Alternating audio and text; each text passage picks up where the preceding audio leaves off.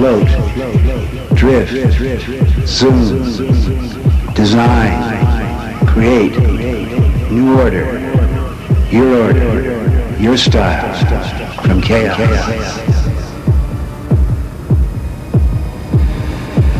Yes.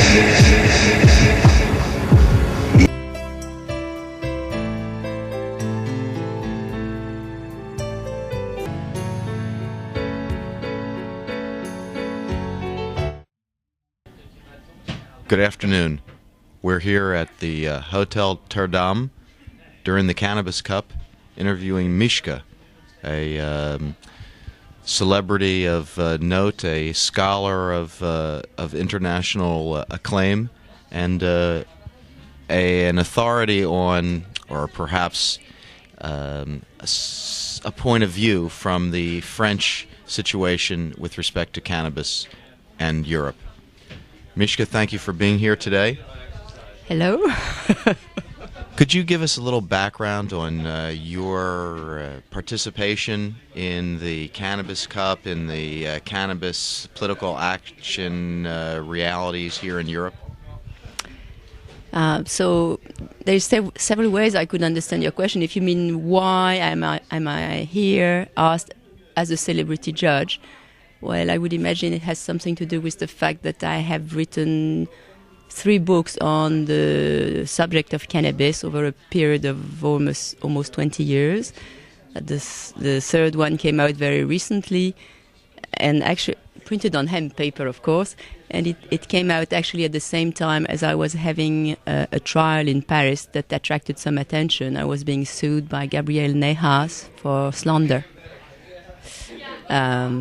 I could elaborate on any of those. Well, the trial itself, you mentioned in the press conference that you were found guilty but only charged with 1 franc. So in some ways this is a victory, even though it's legally not a victory.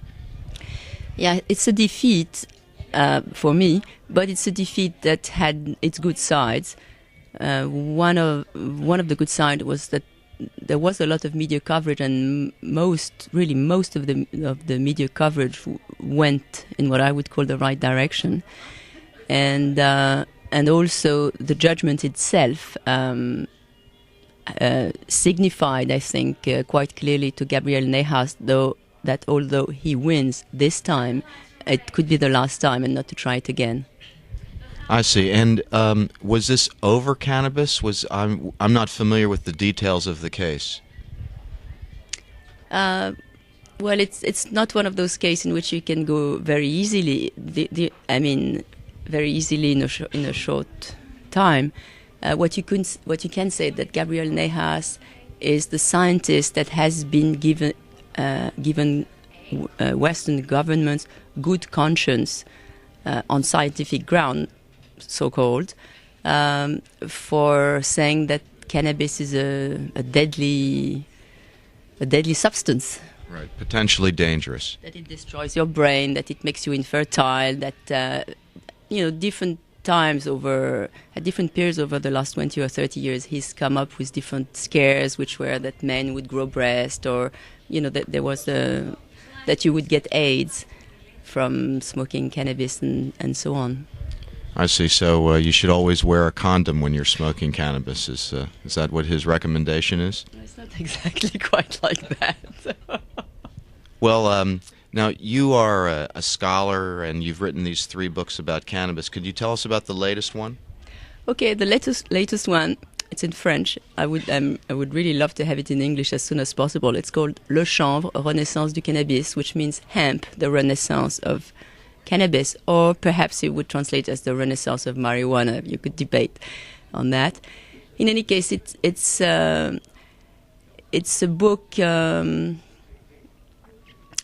Okay, so we have this hemp revival, and it's something that's really interesting to look at, and it's very interesting to look at, not to say hemp is going to save the world, though hemp is a very interesting plant, and it has a lot to bring for building or paper or clothing or even food. But it's even more interesting to look at this phenomenon, the revival of hemp, as a social current and see what it brings with itself, who it takes in, and what impact it's going to have on the prohibition of cannabis and on society at large. Because, of course, the fact that the hemp movement has connected with, say, the green movement gives it a very wide footage. No, that's not it. Any feet to stand on a large basis. So I think this is, to have pot smokers and green people come together under one banner, I think it's bound to have an impact on society and on the prohibition of cannabis per se. Well, the prohibition of cannabis brings us to the current question in the European Union about Holland's rather tolerant attitude towards it and the rest of Europe's, most notably France's, rigid prohibition of it. Do you think that this is a politically determined thing for Chirac to maintain his position, making a lot of noise about something that in fact may not really be important? If this renaissance, if this flow towards hemp is coming, I mean, the French are growing it, as I understand. I think in this business, Chirac is just being faithful to his set of values. That his sensitivity, his friends, everything around him will tend to make him think, like he said publicly, that there is no such thing as soft drugs. No difference between cannabis and heroin, say. But, okay, now we have Chirac and tomorrow we'll have someone else. It's in a way more interesting to me, in any case, to go a bit further and look at things from a wider angle. And it seems to me that what we have now, okay, we have a drug war. We really have a drug war, and that is a war on people that take drugs. And one interesting aspect, at least the one I'm interested in this war, is that it's a global war. It's a planetary thing. Right. And so we have the Americans and the French, who are the crusaders against it. And then, of course, we have Holland, that has for 20 years been the symbol of tolerance. And so we are at a very particular time in history, it seems, where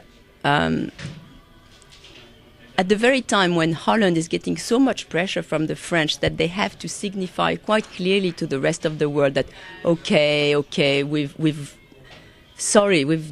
been too liberal. That's what they're signifying. They're sending those signals in a way by bringing the limit down to 5 grams and so on. But there is something that I find very interesting in this, which is at the same time they managed to move forward, I feel, towards the situation in Holland, though it looks like it's going back, in a way it's also going forward, because now it's quite clear that you can grow 4 plants, whereas before it was only a tolerance.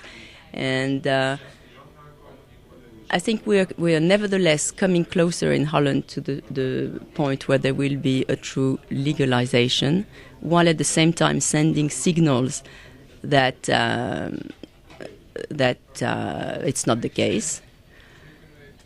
And then, it's a long way around, but then I think the important thing is to see that in this war there are many fronts, and you can't judge what the state of the war is if you don't look at all the fronts, and if you don't look at the same time at what's happening in Holland and in Germany and in France and in Switzerland, where very incredible things are happening, and in Italy and all of these different Western countries. And there are small battles being won on all of those fronts, and so you have to take all of those battles together to try and imagine how much you've gained. Well, the French courtiers are using hemp in their latest fashions. I've heard that Armani and perhaps Gucci are introducing hemp products as part of their fashion. Is this what you've heard? Do you think that fashion will push hemp into the mainstream?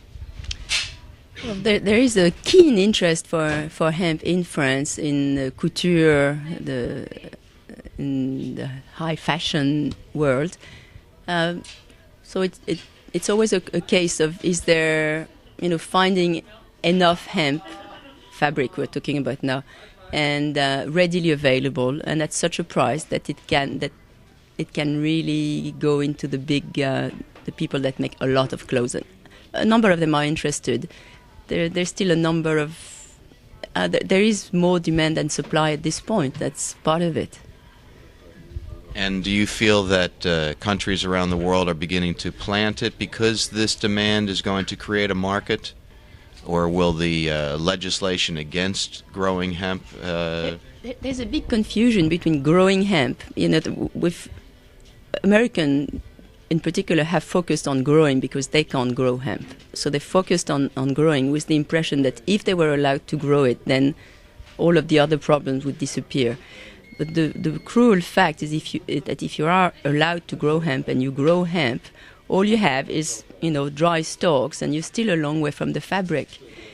And so there was a way to process the stalk in the old days where you just stuck them in a pond and did all sorts of demanding manual work, which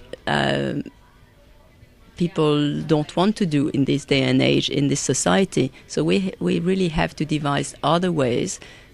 And other ways are being devised and have been devised. So now it's a case of who is going to make the large investment, and it has to be a large one, for a large-scale hemp processing to happen. So it's beginning to happen. It's in the process of happening in different parts of the world. It's happening here in Holland. It's happening in Germany. It's even happening in France. It's happening in a number of places. Well, it appears to be a fledgling industry, and as you said, needs an injection of big money to move it into a middle-range industry, is what I hear you saying. They were quoting $200 million as the sales for the hemp industry this past year, which is not what we would call a big industry, but it's growing. The point is that there is a number of people who have developed such a strong tie with the plants, cannabis, that they're willing to pay more for their clothes to have them made of cannabis, and they're willing to pay more for their paper. And so this demand for something that didn't exist has in itself created products that weren't around anymore, which is something quite fascinating, unlike anything else that I know of. Well, let's turn to a more personal side. You're a proponent of this revolution in cannabis. How did you get involved with cannabis in the first place? Well, a long time ago, really long time ago, because anyway, I immigrated to Canada, and I was a teacher in those days, and I came with all of the preconceived ideas that one had, and many people still have in France about cannabis. I thought it was something, don't touch it, whatever you do, don't touch it. And then I discovered that some of the people I liked best in Canada were smoking pot and didn't even think twice about it. So there was obviously something wrong with what I knew of it. So it set me into...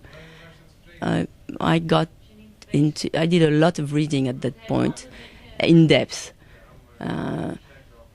From all the reports, so many governments have had so many good people really work on the subject and come up with all sorts of reports.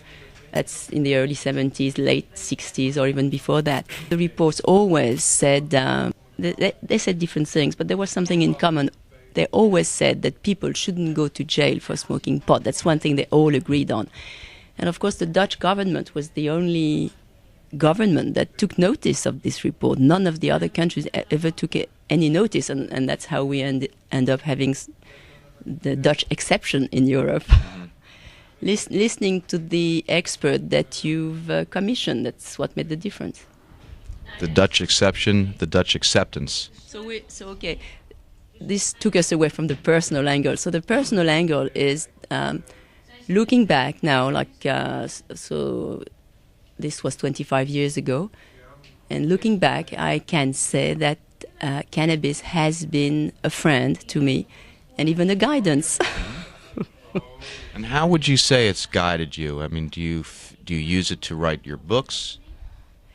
I find that it's good to use sometimes when I'm writing books, just as it's good sometimes to read what I have written when stoned without smoking. Right. It's good to have both angles always. Well, the altered state of consciousness, once you've acknowledged that there's more than one, the possibilities are endless. So certainly the creative aspect applies itself well to cannabis smoking. I wanted to know how you felt about the cannabis cup. I wouldn't say that this has been a particularly good weather for partying and enjoying oneself. So have you had a good time? I've had a good time. I always have a good time when I come at the Cannabis Cup, and this I think is my fourth. I always have a good time because, coming from France, this is the land of freedom as far as smoking pot is concerned, and this is great. But the main reason why I have a good time when I come here at this time is because you can meet all these great people. I'm really happy to meet Denis Perron, for instance, and this is a great place to do it because, we're each out of all those things that eat up our lives and free to meet. And that's good. That's how you make strong connection with the people that are doing things. And this is how a sort of it contributes to making a network happen, to taking us all into a network. And as I said, it's a planetary war, and it can only be won, I think, when unite. Stoners of the world unite. Is it? Right. I just had one more question about Denis Perron, who's sort of the figurehead for the Proposition 215 movement, which made medical use of marijuana legal in California just several weeks ago. Now he's become a figurehead, as you are, I would assume, a figurehead for the movement. How does this affect you? How can you redirect the energy back to people who are, out there, probably smoking surreptitiously, still in the closet? Do you think that it's better for people to organize, demonstrate, go out into the streets, smoke pot in groups of 1,000 so that policing is impossible? Well, earlier on I said that pot has been a guidance to me, and so a bit later, a few seconds later, I was thinking to myself, well, how was it a guidance? And I think what it did for me was to allow me to become more myself in a way. And I think, which is to say that that there is as many answers as many different people, and as far as I'm concerned, I feel that almost the best thing I can do now, as perhaps a figurehead, is just be myself. Which is That's safe. Well, we've been very fortunate to have you here as yourself, and we hope that the rest of the week goes as well, and that you stay high and happy and green.